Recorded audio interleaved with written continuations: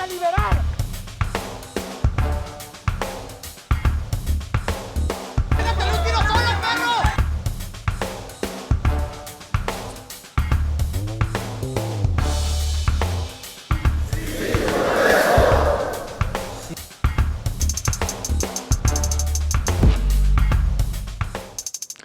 Bienvenidas, bienvenidos. Este es, con todo respeto, el programa de opinión y análisis de Canal 44. Primero que nada, una muy feliz Navidad a todos los que nos están viendo, escuchando en su casa o si lo ve en una repetición. Esperamos que le haya pasado muy bien. Uno de los temas más controvertidos de este año ha sido la reforma al Poder Judicial. Fue un proceso tortuoso, muy discutido en la sociedad y también en las cámaras de diputados y senadores. Finalmente, se aprobó la reforma tal y como la propuso el partido Morena. Y esto es lo que platicamos aquí en Con Todo Respeto.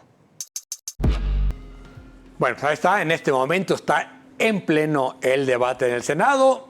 Ahora sí que en el último capítulo que vimos dejamos a nuestros héroes en receso, es porque se tomó el Senado por parte de los manifestantes. También sabemos que ya tienen por lo menos un par de votos, les faltaba uno. Los Yunes, a padre e hijo, ya los cooptaron. Yunes, hijo que era el titular, renuncia para que entre el papá y haga el voto que faltaba, el voto 86, pero por si falta otro, hay por ahí un diputado también naranja que podría convertirse en verde, el diputado Barreda de Campeche. En fin, todo parece indicar que habemos reforma, hay que ver las formas de la reforma, David. Efectivamente, aquí la clave para entender esta reforma importantísima en el país es la manera en que obtuvieron los votos. Y haciendo un brevísimo recuento, me parece que no hay que olvidar que primero pasó en la Cámara de los Diputados con el tráfico de curules de diputados del Partido Verde, que fue resultado de la sobrerepresentación artificial. Es decir, en la Cámara de Diputados nunca hubo un problema de número de votos porque los tenían sobradamente. Necesitaban 66%, tenían hasta el 74%. La cuestión es que esa sobrerepresentación, ya lo hemos discutido aquí, me parece que fue de manera equivocada, de manera artificial, de manera no democrática. En el Senado, en cambio, donde por el diseño institucional electoral no tenían esa mayoría calificada, les faltaban primero 4 senadores, que al final eran 3. Se especuló que 4, pero fueron 3. Los 2 primeros los lograron pues a la mala, cooptando, capturando a 2 senadores del PRD. Después les faltaba 1 y para asegurarse tener ese voto, ya sea por omisión o por cambio de posición, operaron en paralelo a 2 senadores, ya lo explicaste tú, Diego, pero al mismo tiempo distrayendo, una distracción tan absurda como magistral, con esto de que con 85... El redondeo de los 85 senadores, mientras todo el mundo se puso a hacer matemáticas y a demostrar que eso no se podía, en realidad estaban operando por un lado a Yunes y por el otro a Barreda. Queda en duda el caso de Barreda, porque se dice que lo detuvieron a él, lo cual ya se desmintió, pero se dice que su padre sí está detenido, lo cual no se ha desmentido. Lo cierto es que Campeche, por el gobierno de Laida Sansores. Pero que es el del oficialismo. Por eso. Si él no llega hoy a votar la reforma, probablemente es porque lo hayan extorsionado, amagado, amenazado, y finalmente, aunque no se cambie... Oye, un acuerdo, claro. Y punto. Pero entonces, con 2 senadores... Además, para hacer verde, el naranja verde, pues es cosa echar tanto amarillo, ¿no? Y un poquito de azul. Y ya, se hace verde, ¿no? No sé, yo no sé de paleta de colores. Sí, a ver, a mí no me sorprende. Esto lo hemos visto una y otra vez en los congresos de los estados y en la Cámara de Diputados y en la Cámara de Senadores, que las mayorías consigan votos de una u otra manera. Y lo que sí termina siendo, pero tampoco me sorprende, es la falta de discusión de fondo del tema tan importante que se está abordando. Es decir, no se discutió. Exactamente. Pasa el dictamen tal cual se lo mandó la Cámara de Diputados al Senado, las comisiones lo aprueban en los mismos términos e incluso la discusión que se da, la que hemos visto hasta el momento desde el tema del redondeo, decía eran 85.3 y entonces se redondea a la baja o se redondea a la alza como pedía la oposición. Como el Oxxo. Como exactamente, sí. Como exactamente. ¿Le puedo deber un peso? Exactamente. Y y también el debate de si hubo detenidos o no. Para empezar, esto ocurre porque quienes llegan a esas posiciones tienen la cola para que se las pisen, ¿no? Claro. Que eso es lo más terrible. Y la otra parte es que esta discusión se enfrasca solamente en quiénes están o no de un lado y otro, y tampoco hay una discusión.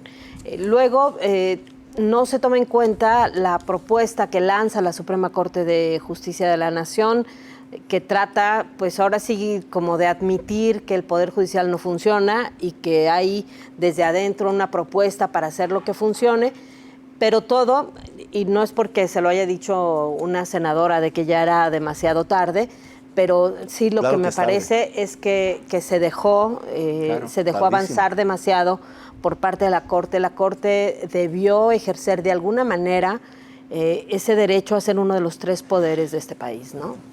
Fíjate, creo que ya lo explicaron bastante bien. En efecto, estos mensajes de Noroña y Adán Augusto sobre si el 85-86 fue un gran señuelo, ¿no? En el que lograron distraer a la oposición.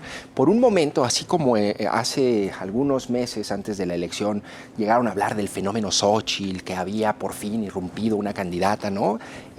También en este momento, por unas horas se vivió esta sensación de que la oposición por fin iba a poder mantener un bloque de 43 para detener la reforma. La reforma, además, un número tan, digamos, cabalístico para los mexicanos, ¿no? El 43, ¿no? Por los 43 de Ayotzinapa. Bueno, a ver, ya quedó claro, es decir, que Morena, de una manera impresionante y avasallante, no solo se llevó ya a 2 del PRD, se llevó ya a 1 del PAN, probablemente se lleve a 1 de MC y con un poquito de ganas, hasta dice, me llevo 1 del PRI, 1 de cada uno, nada más para que vean. Yo creo que la escena, para que nadie se sienta, ¿no? Que no podemos perder de vista, claro, porque si no podemos perder de vista, Jonathan, que hoy mismo el INE resuelve el tema de la ilegalidad de Alito, claro. Que eso también le da una palanca a Morena para negociar y presionar al PRI. Entonces, sí, y al final, a ver, me parece que o fortalecer a algunos priistas que son contrarios a Alito. La escena que a mí me parece magistral, que retrata este momento histórico, un poco irónicamente, e invierte completamente la historia y la realidad, es a Noroña con corbata, en una especie de rol de gallero, de presidente de la mesa directiva, poniendo a Yunes, el exgobernador de Veracruz, y a Marco Cortés a hablar, ¿no? Mientras les da a uno y a otro la palabra y se dan con todo, ¿no? Es completamente el epítome del desastre de la oposición, ¿no? Peleándose ante ellos en vez de debatir, claro, en vez de debatir la reforma, ¿no? Sí, pero la reforma va a pasar.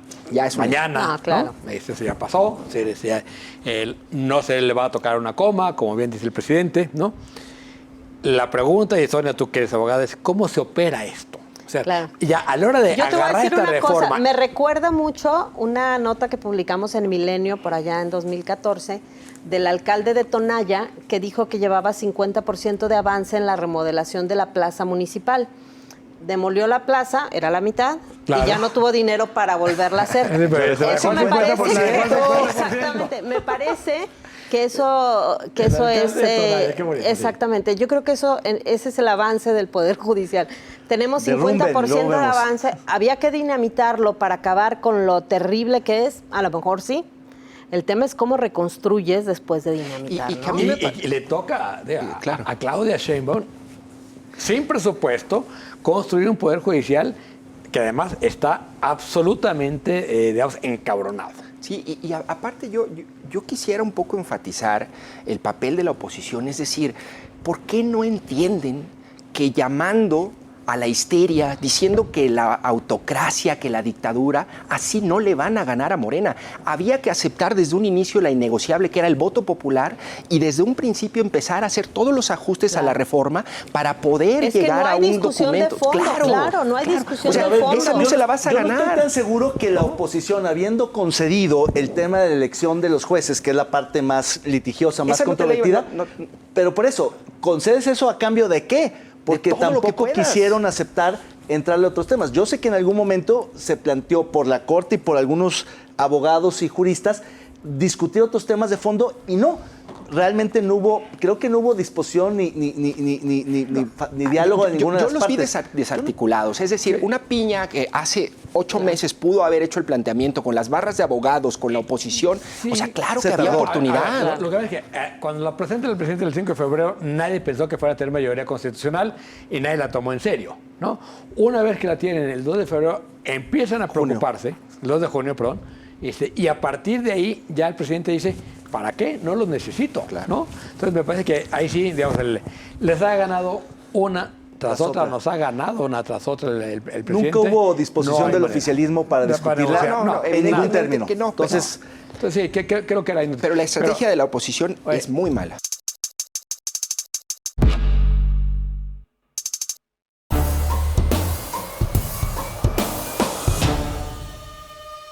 En menos de 6 meses se celebrarán las primeras elecciones judiciales en este país. Una elección inédita para la cual todavía no estamos suficientemente preparados.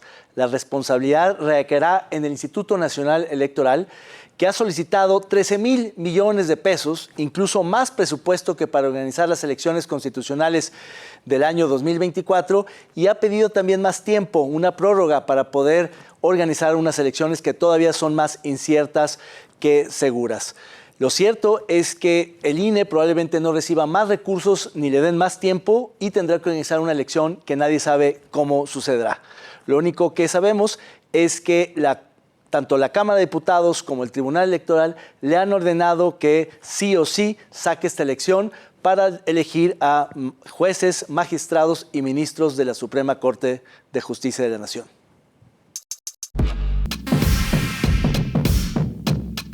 La reciente reforma judicial en México incluye la elección popular de jueces y magistrados, lo que representa un reto logístico sin precedentes para el Instituto Nacional Electoral, INE.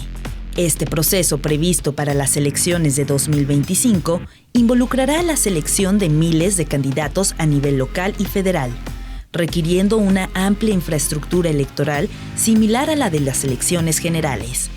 Se estima que los votantes deberán elegir entre más de 42,000 candidaturas en total, lo que implica la instalación de casillas, la capacitación de personal electoral y la difusión de información cívica para educar a la población sobre las nuevas responsabilidades de los jueces. Si las elecciones para votar por los jueces, magistrados y ministros serán en junio del próximo año, pues prácticamente tendríamos que estar comenzando el proceso electoral de acuerdo a los tiempos normales del INE. Es decir, para la elección de este año, del 2 de junio del 2024, el proceso electoral comenzó en septiembre del año pasado, 2023. Es decir, ya vamos un poco tarde. Pero si a eso agregas que hay una complejidad y sobre todo una novedad, que es la elección de algo que nunca se ha hecho en el país, pues estamos frente a un reto mayúsculo, Diego. Sí, a ver, peor aún, o sea, sí, efectivamente, de acuerdo con la legislación, ayer mismo empezó el proceso electoral. Decía, el proceso electoral comenzará al día siguiente de la publicación de esta ley. Comienza un proceso electoral sin reglas electorales, porque lo que no hay es reglas de cómo va a ser la elección. Eso va a hacerse en las leyes secundarias que... 90 días más. Son 180 días, hasta 180 días lo que hay para acoplar incluso los... 90 días para la ley secundaria, 180 para acoplación de lo local. Quiere decir que arrancamos un proceso electoral sin reglas, ¿no? No está claro qué va a hacer. Y luego, donde... entre otras cosas que dice, y las muchas contradicciones que trae esta ley, es que dice que en el Consejo General del INE solo van a participar los representantes ciudadanos. Pero ese organismo es otra cosa. El Consejo General del INE son los representantes de los partidos, los representantes del Poder Legislativo y los consejeros ciudadanos. Los consejeros ciudadanos son solo parte del Consejo General. Acá están excluyendo al Poder Legislativo y a los representantes de los partidos sin crear un órgano nuevo. Entonces, jurídicamente eso va a ser... Pero va a ser supletorio, donde diga Consejo General, entiéndase el nuevo Consejo sin los partidos. Sí, pero entonces tú te estás refiriendo, vas a tener que modificar la elección, Bueno, como esas inconsistencias hay miles, es un galimatías. No sé cómo lo estés viendo tú, Jaime. El dictamen de la reforma dicta que son 90 días naturales para hacer la ley secundaria. Las leyes reglamentarias o secundarias, donde se tiene que definir los términos de la convocatoria, plazos y a lo mejor los lineamientos generales que tiene que acatar el INE, porque el INE no puede inventar reglas. No, el INE es un ejecutivo, es un administrativo. El INE ejecuta lo que dice la ley. En eso es lo que tienen que trabajar los diputados, la legislatura que está empezando este mes, y tiene que trabajar a marchas forzadas para pues descifrar este galimatías que va a ser la elección. A mí lo que me parece interesante es cómo la mayoría de las voces más sensatas, más ecuánimes, más autorizadas, más influyentes de este país, sean oficialistas o opositoras o críticas o independientes, ya se empieza a formar un cierto consenso en torno a la gravedad y a lo regresivo que es este aspecto de la reforma, que es el aspecto nodal, la elección de jueces, ministros y magistrados. Pues era como el punto toral que siempre buscó el presidente, ¿no? Y ahora que los técnicos están entrando al debate, los que sí tallan y arrastran el lápiz diciendo, a ver, ¿cómo armamos una boleta con estas características? Es realmente mucho más perjudicial de lo que imaginamos. Creo que donde se va a enmendar el camino de la reforma judicial no es ni siquiera, obviamente no en la constitucional que ya pasó, quizá tampoco en las reglamentarias o secundarias, sino en los reglamentos y los lineamientos operativos del INE. Bueno, ahí es donde van a tratar de rescatar esto, porque si no puede ser un verdadero caos ese domingo 1 de junio. Sí, pero ¿qué lo va a hacer? Pero para lo que no hay vuelta de hoja es la elección popular. Tiene que ir a fuerzas, pero hay maneras. Tiene que haber elecciones en junio, ¿sí? Y está definido ya qué cargos van a hacer, ¿no? Y en lo federal es la mitad, ¿no? Van a ir. Sí, va a ir por la mitad y luego se supone que en el 26 votaríamos la otra mitad más lo local. Más lo local. 27. Y lo local iría hasta el de 27, una sola vez. El 26. Según yo es el 27 creo que en el con la 25 intermedia. ya también en el 25 se elegirían los locales. No hay local en el 25, es solo federal. Y según, no me acuerdo si el 26 o 27 sería... Según yo la empatan con la intermedia. Entonces yo me imagino que imagínate, si de por sí la boleta, es complicadísima, métele. Imagínense la boleta, así nomás como para imaginarnos, una boleta de elección de Poder Judicial.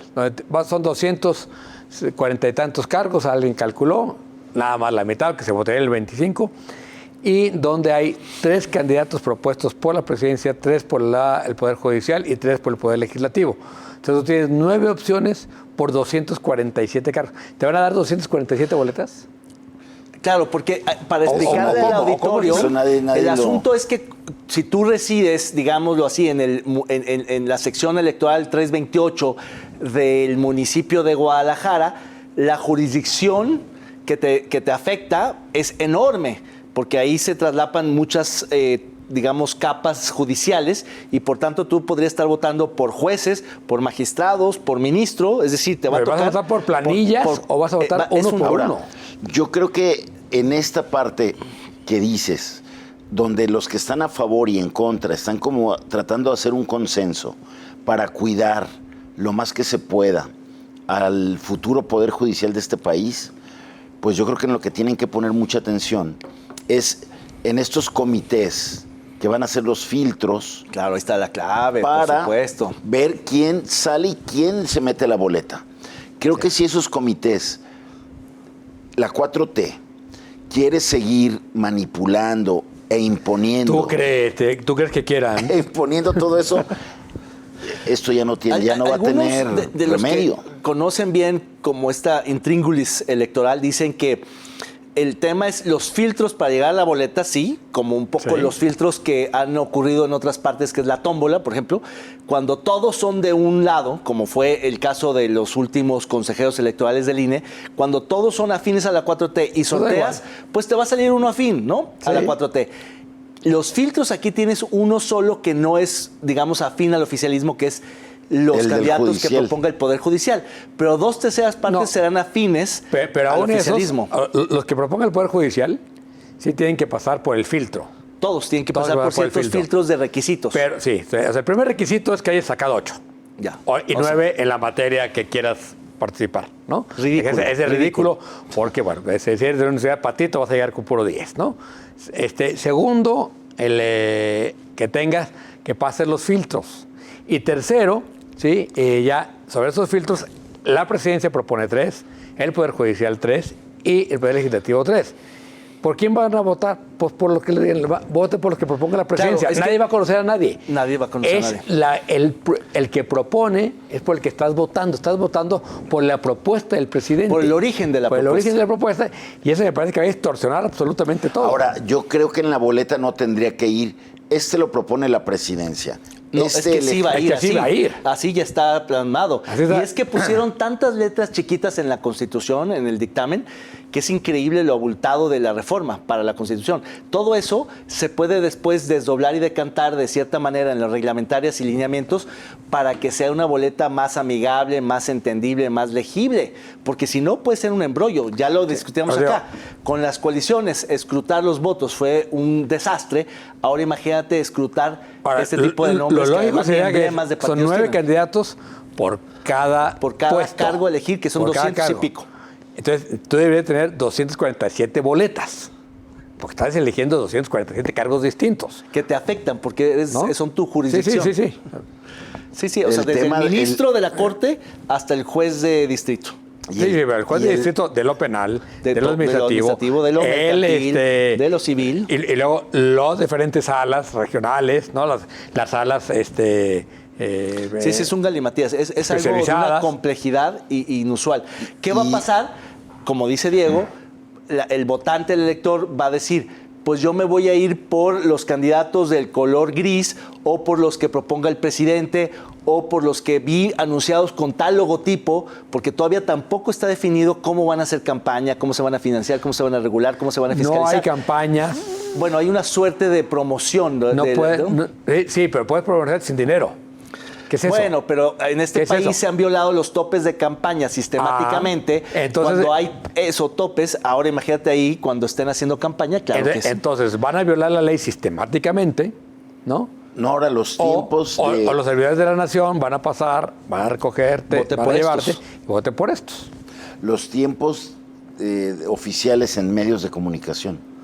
Ahí también cómo le van a hacer, cómo se los van a repartir. Pues que es una fragmentación. Lo que si entrevistamos aquí a un candidato, ¿vamos a violar la ley? Pues depende cómo vengan los lineamientos. Pero la característica principal de esta elección de juzgadores es la fragmentación, la altísima fragmentación que hace que el origen de la propuesta sea determinante para el triunfo de esa propuesta. Pero además los filtros, que son muy flojos en realidad, no te garantiza que al final sean, digamos, de muy alta calidad, con un alto perfil, con una cierta garantía mínima, que dirías, bueno, de entre ellos cualquiera. No, el problema es que puede haber perfiles muy malos que se cuelen a la boleta y que si son empujados por distintos actores institucionales o informales, poderes fácticos, ahora, pueden llegar. El tema aquí es que el Poder Judicial actual era totalmente opaco en el nombramiento de esos espacios. Es que el problema es brincar a decir, sí se requería una reforma del Poder Judicial. Salto al vacío. O sea, esta es la que se requería. No. O sea, estamos en el peor de los dos mundos. Sí estamos haciendo una reforma para un Poder Judicial que va a resultar peor que el que había. ¿Tú crees que Slim no va a tener candidatos?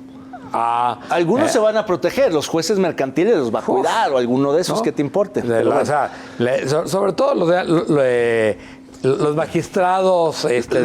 Los que están en sus despachos jurídicos. Ahora anótense. No, o al final, muchos jueces van a tener correas de transmisión, es decir, van a tener dictadores que le digan este caso por aquí, otro caso por allá, y van a estar de ejecutores de sentencias prejuzgadas en otras salas que pueden ser despachos, secretarías, curules, en otras partes. Y digo Slim en lo mercantil para no decir el Mencho en lo penal, ¿verdad?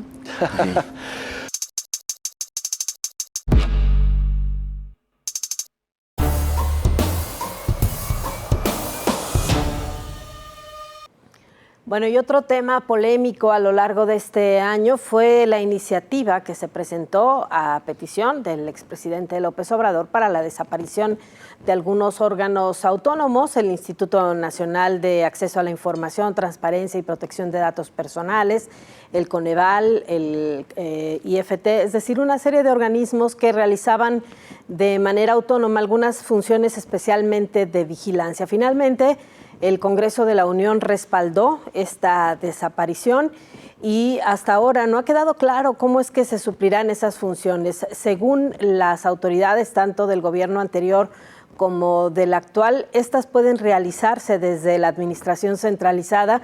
Sin embargo, para muchos, pues esto también significa que se es juez y parte. Vamos a la forma en que abordamos a lo largo de este año este tema. Se concretó esta reforma con la desaparición de los órganos autónomos y el compromiso de alguna manera del partido Morena junto con sus aliados de que estos derechos que tutelaban estos organismos autónomos, estos derechos ciudadanos, estos avances ciudadanos y comerciales y de otro tipo, simplemente serán asumidos por dependencias del gobierno federal y que no se perderá el camino andado. Sin embargo, bueno, pues hay mucho escepticismo, no solamente entre la oposición, sino incluso entre los ciudadanos o entre los usuarios de estos organismos autónomos que ven pues que se pierde mucho de lo que se había avanzado en el país para la defensa de este tipo de controles de diferentes áreas de gobierno, Jaime. Sin duda, Sonia, estamos, yo creo que en un regreso a la opacidad de donde nos costó muchísimos años salir, ¿no? Yo revisaba y bueno, se empezó a hablar de combatir esta idea de los gobiernos, de la clase política, de la clase gubernamental, de que los documentos públicos no eran de su propiedad, porque había un sentido patrimonialista de la clase política y gubernamental siempre de los tiempos de la era del PRI como partido único, desde cuando el PRI era sumamente autoritario, el poder presidencial no tenía límites, y se empieza desde la reforma electoral del 77, del siglo pasado, a empezar a buscar que el sector público atendiera las peticiones de transparencia, explicaciones al gobierno, y eso no se logra sino hasta el año 2000 con la primera alternancia democrática. No se logra en el 2000, pero con el gobierno de Fox empieza a transitar todas estas peticiones de las que se venían hablando durante más de 2 décadas, y se logra la primera ley de transparencia, que luego se perfecciona, se protegen también los datos personales, y bueno, pues todas esas luchas se van al bote de la basura, junto con otras instancias. Otra que yo lamento mucho es la desaparición del Coneval, un organismo que medía los resultados de las políticas sociales y que hoy no vamos a saber.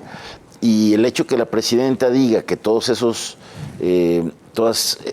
organismos constitucionales autónomos pasarán a ser parte del gobierno, pues eso no garantiza nada, porque creo que siendo juez y parte, yo creo que el gobierno pues no te va a dar lo que el INAI te garantizaba siendo un organismo ajeno al gobierno. Claro.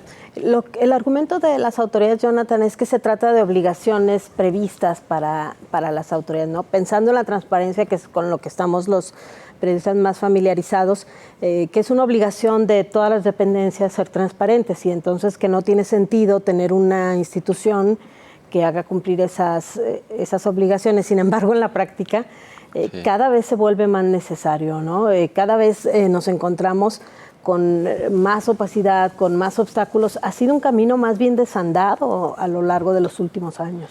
Sí, a mí me parece que en el caso de la transparencia como usuario de ella, a mí me parece que también se convirtió el derecho a la información en un derecho para especialistas o especializado, ¿no? Es decir, tú para hacer una solicitud de transparencia, pues ya en realidad no es este cuento, digamos, medio ensoñador del INAI, en donde Juanita en una zona rural pregunta por qué no hay médicos en su centro de salud y entonces le responden y mandan los médicos gracias a la transparencia.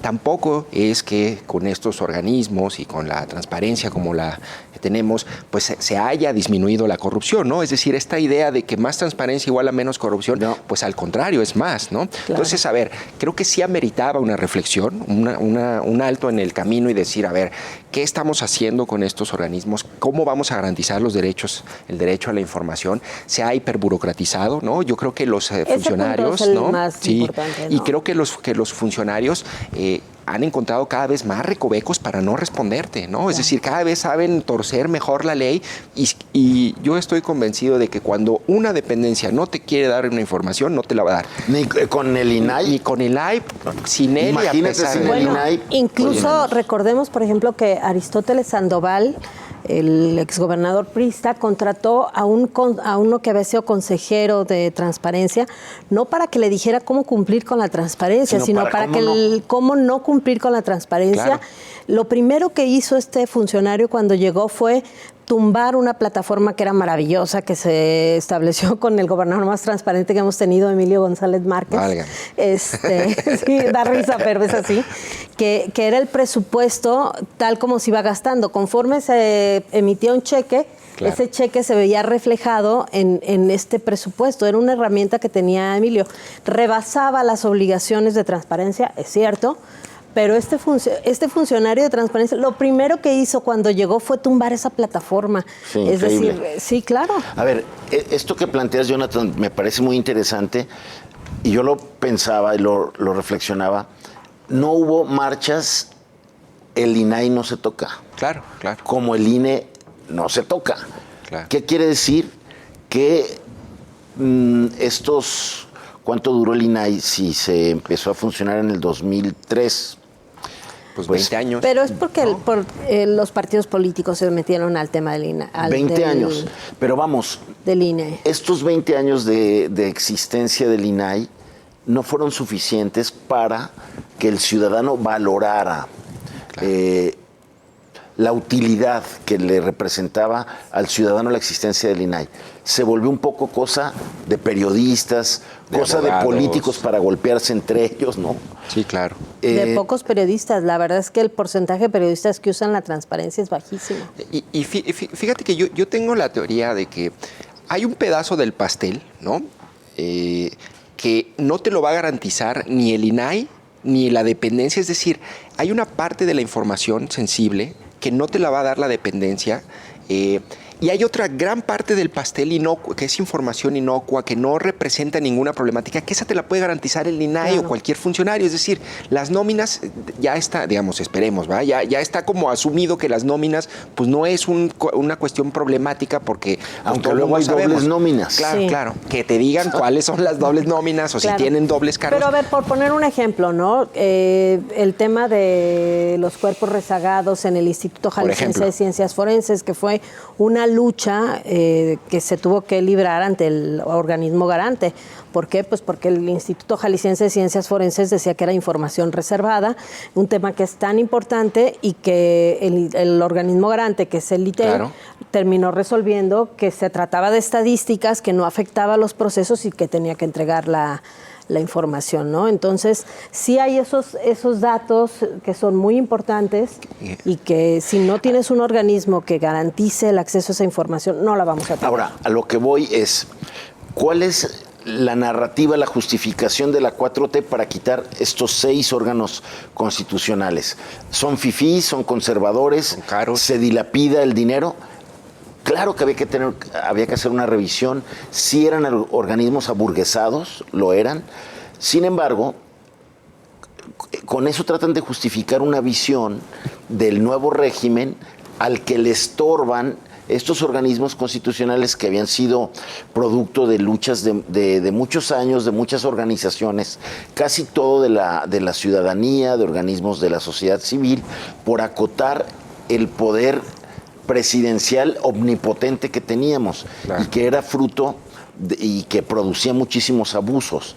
Entonces yo creo que también quedan mucho más libres, mucho más sueltos y mucho más cómodos queda el gobierno de la 4T sin esos organismos constitucionales autónomos, pero, con ¿sabes las qué? mayorías calificadas Claro. en el legislativo, con un poder judicial que se está haciendo a su modo. Entonces, ¿cuál va a ser el contrapeso? A mí me parece que incluso los estados perdemos más, Jaime, porque para mí sí hubo un cambio radical en la transparencia con la entrada en vigor de la última reforma que obligaba a subir a una plataforma nacional la información, porque da la impresión de que al sentirse vigilados los estados y al haber la posibilidad de la instancia ante el INAI, cambió la política de los estados en materia de transparencia, de sentirse pues que si no daban la información o si no respondían adecuadamente se iban a ver exhibidos ante el ente nacional, y porque empezaban también a aparecer en los datos nacionales de negativas de información y de opacidad, ¿no?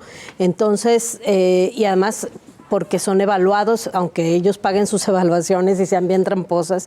No, claro. Yo creo que las evaluaciones más tramposas que hay son las que hacen las empresas sobre transparencia, porque... Y las que les ponen 10 en transparencia. Sí, claro, porque revisan nada más las portadas de los sitios, y las portadas y los sitios están vacíos, no tienen información, sobre todo la más importante.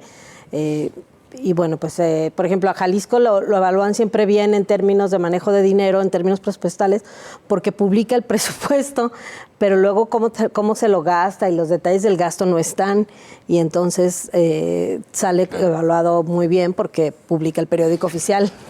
Yo creo que por donde se le ve es una mala noticia esta decisión, sí, claro, de la Cámara de Diputados de quitar estos seis organismos constitucionales autónomos que, insisto, sí se podían revisar, sí se podían sancionar los excesos como los que enseñó la presidenta Claudia Sheinbaum al decir que pedían moche en el INAI y que se gastaban mucho en gastos de representación. Desde luego que eso había que revisarlo. No, y las nóminas crecieron tremendo. Eso se revisaba, sí, se sancionaba, pero no quitar la existencia, claro, de esas instancias, ¿no? Sí.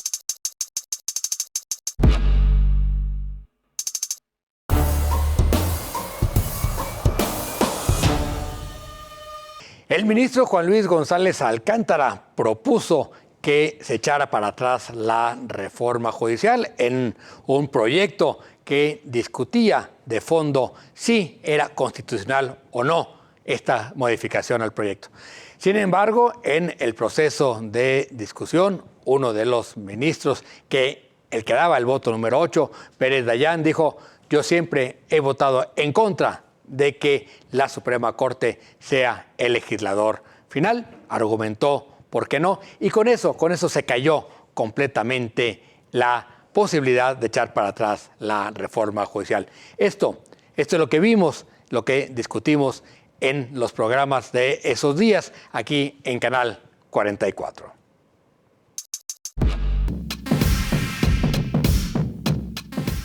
La reforma judicial en México, aprobada en 2024, trae consigo importantes implicaciones operativas para el sistema de justicia del país. Entre los cambios más notables se encuentran la desaparición del Consejo de la Judicatura Federal, que será reemplazado por dos nuevos órganos.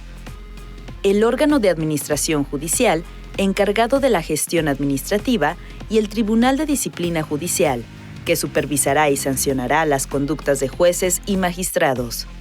Estos nuevos organismos buscan mejorar la eficiencia y transparencia del Poder Judicial, aunque existen preocupaciones sobre la centralización del poder y posibles interferencias políticas. Y bueno, tiene que ver también con si se van a votar o no los jueces, que ahorita la reforma dice que sí, pero también algo muy importante es lo que planteaba la cápsula: se va el Consejo de la Judicatura, que en realidad, David, la verdad nunca cumplió verdaderamente con su papel, pero ahora volvemos a quién va a elegir a los integrantes de este tribunal. ¿no? Claro, a ver, yo creo que ese es de los pocos aspectos positivos de la reforma, porque efectivamente separa dos funciones Sí. que son distintas y distinguibles. Sí, sí, Por un lado, la administración propiamente del Poder Del Poder Judicial, Judicial. que maneja muchos recursos, Sí. que es un tema de que aquí, por ejemplo, en el Supremo Tribunal de los Estados de la República son los negocios ahí, ¿no? Y Las el compras y tal. representante del Y el Supremo otro Tribunal es el al mismo representante del tiempo- Consejo de la No, es el presidente de los dos, presidente de la Presidente de Judicatura y los dos. presidente del Supremo. Y la otra función es la disciplinar, que es muy importante. A la reforma lo que le falta, y a todos los poderes judiciales de los estados le falta, es un tercer órgano que sea la Contraloría, la que vigile la administración del Poder Judicial, porque curiosamente hay una Contraloría para el gobierno del Estado o una Secretaría de la Función Pública que es Contraloría Sí. de la Presidencia, y hay también una área que vigila al legislativo, a los diputados y senadores, donde no hay un órgano interno de control suficientemente dotado de recursos y atribuciones, es en los poderes judiciales. Entonces, a esta reforma lo que le faltaría es esa tercera pieza, y separando esas funciones creo que es correcto. ¿Cómo la ves, Diego? Mira, a ver, yo creo que efectivamente va a haber un montón de problemas operativos con Sí. la reforma si se aplica, ¿no? Yo nomás me imagino cómo va a ser el traspaso. Es decir, ya llegué, ya gané, yo voy a ser ahora el nuevo juez del juzgado 36, con sede en Ocotlán, ¿no? ¿Va? Y de repente vas a recibir 10,000 casos en proceso. Sí. No, ¿qué iba a hacer? O sea, olvidemos, desastre. si ahorita no hay justicia, ¿no? Vamos a pasar de la coladera a la puerta giratoria por un buen rato, suponiendo que funcione. Y el otro problema operativo es, a ver, el momento de el problema de crear este tribunal de justicia dentro del tribunal o de disciplina judicial es que si no es lo suficientemente plural de entrada y técnico, ¿sí? Las decisiones van a ser políticas, ¿no? Y partidistas. Y partidistas. Sí, Entonces, claro. el problema es, sí, que, Claro. oye, échate a tal juez que nos votó en contra, ¿no? Va para afuera. Oye, compadre, tengo interés en este asunto, Sí, cámbiame claro. el juez, ¿no? Si eso pasa ahorita, ¿sí? O sea, porque el Consejo de la Judicatura ahorita es, Raúl Padilla check and balance, pero en realidad es representantes de poderes, ¿no? ¿Sí? O sea, pero hay por lo menos 3 o 4 poderes representados ahí. Concentra eso en un solo poder, va a estar terrible.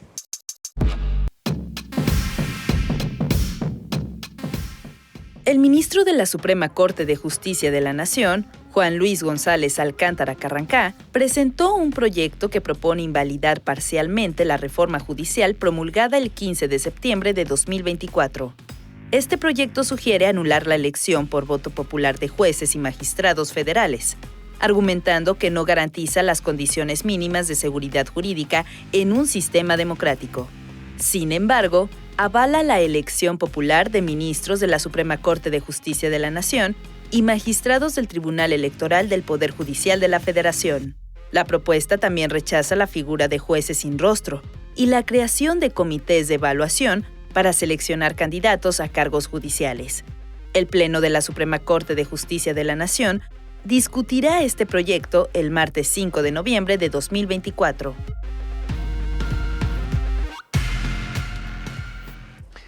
Efectivamente, hoy fue el día de discusión de este proyecto, un largo e interesantísimo día en la Suprema Corte, quizás el debate más álgido y atendido mediáticamente y seguido en este país en la Corte. No acostumbramos, la Corte era una entelequia ahí un poco extraña, hasta que comenzó a construirse como un contrapoder del Poder Ejecutivo.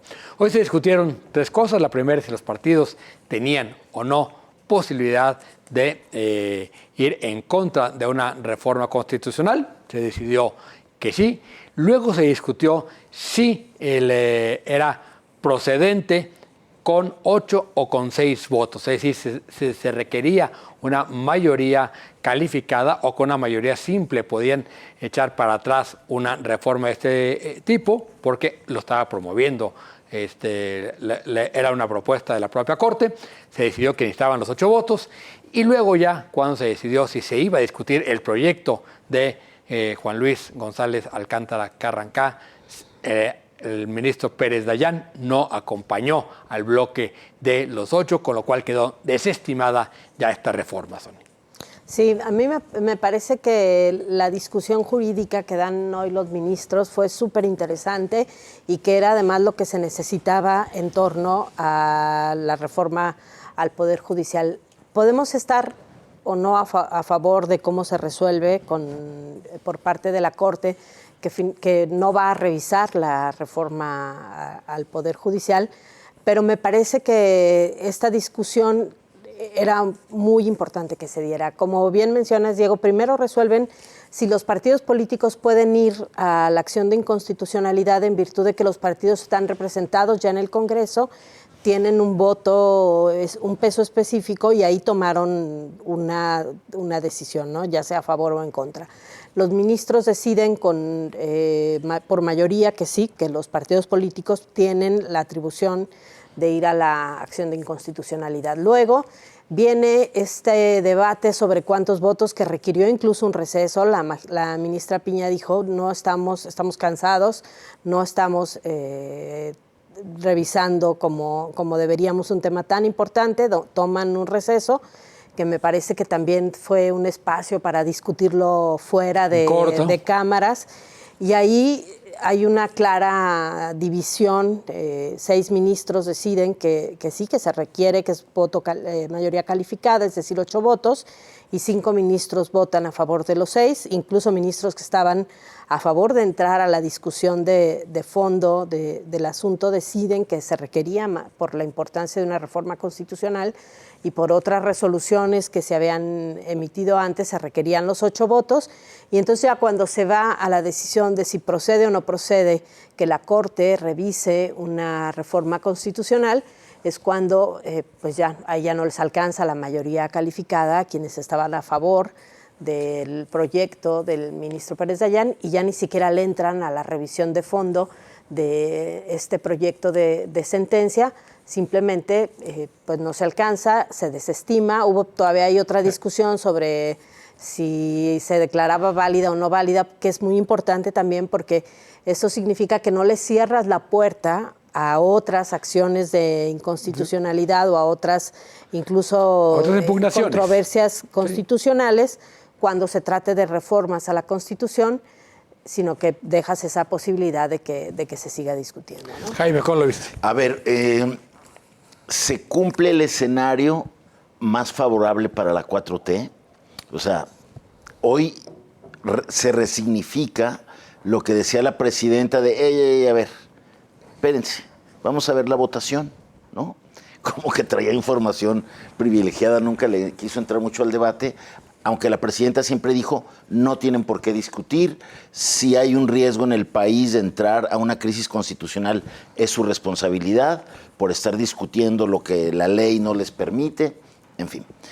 Se cumple ese escenario, no se cumplen los escenarios más graves que se tenían, como el hecho de que haya pasado la reforma en la Corte, que la presidenta haya entrado a la necesidad de desacatar ese fallo de la Corte y que la oposición haya hablado de que se daba en el país una crisis constitucional que hayan denunciado en órganos internacionales, con lo que pues se degradaba un poco la imagen del país. Creo que eso no se da. El tema hoy es ver si a este ministro no le empiezan a decir el Yunes del Senado. No, por supuesto que ya lo traen en jabón, ¿no? Pero yo creo que hay que atender los argumentos. Me parece que la diferencia en esta discusión, coincido con Sonia, es la calidad de los argumentos. Sí, sí. Es una discusión muy seria, muy sólida, y de las muy dos jurídica. partes. O sea, me parece que incluso las ministras que normalmente habían sido más triviales en la defensa de la 4T, incluso con argumentos de resoluciones dictadas por los mismos ministros. Tú ya antes dijiste que la Corte no podía resolver asuntos de reformas a la Constitución. Creo que Saldívar ¿no? hizo su chamba. Sí, Saldívar operó bien el guión. Y sí, ahora, o sea, sí las mandó bien preparadas. Yo sí ¿Porque creo, son mujeres o por qué? No, porque Saldívar ha argumentado siempre eso. Yo creo que Loretta siempre ha argumentado haya bien. podido operar Sí. también con Dayan. Los argumentos de Loretta siempre han sido sólidos. Puede estar de acuerdo o no, pero Loretta siempre Claro. argumenta bien. Loretta Ortiz es brava. Menos Yasmín Esquivel y muy mal en general, hasta para leer, Lenia Batres. Lenia Pero Batres. no son lo mismo, ¿no? O sea, yo creo que Sí, meterlas claro. en un bloque creo que es absolutamente injusto y trivializar un poco la discusión. Me gustó mucho la conducción de Piña, me parece que mostró la altura de, La altura de una democrática, presidenta ¿no? de un poder. Yo creo que eso habla muy bien de la democracia ahí. Sí creo que, independientemente de la elección de jueces, va a ser otro gran tema, va a ser un Galimatías. Sí, claro. galimatías en este país, pero vamos para allá, vamos hacia ese galimatías. Sí, al quedar fuera de la discusión constitucional, también hay que ver qué pasa con, digamos, cómo reaccionan los mercados, los gringos una vez que tengan presidente, ¿no? Con respecto a un tema que sí es crucial, que es el sistema jurídico o la certeza jurídica. Sí, yo creo que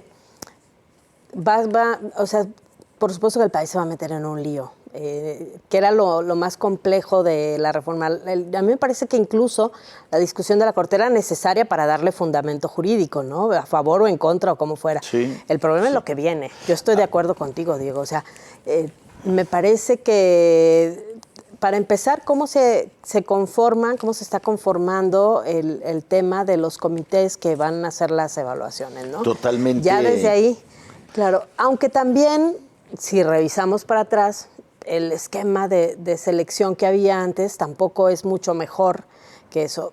Creo que el problema en este país es que no sabemos cómo salir del hoyo en el que nos metemos siempre. Salimos del hoyo cavando más. Exactamente. Sí, es el problema. Sí, Sí, a ver, pensamos que porque- vamos a llegar al otro lado. Sí, a ver, porque yo pensaba que era la propuesta de González Alcántara, era una buena salida política. Era buena salida política para Era el una régimen. buena salida política. A ver, vota a los ministros, Quédate con la Corte.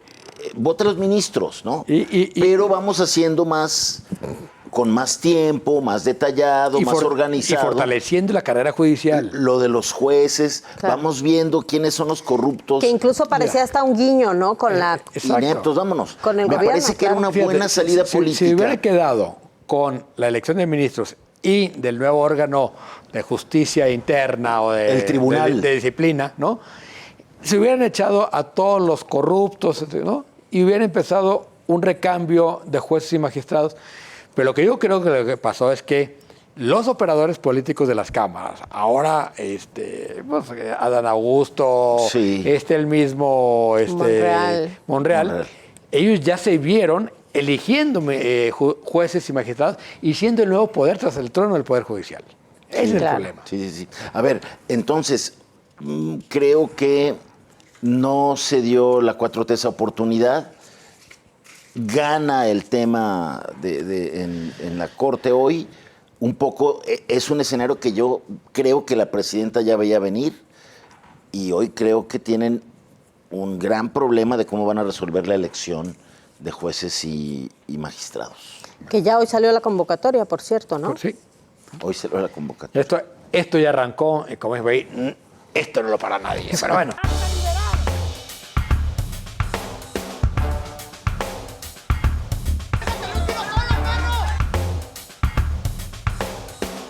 We need strong borders,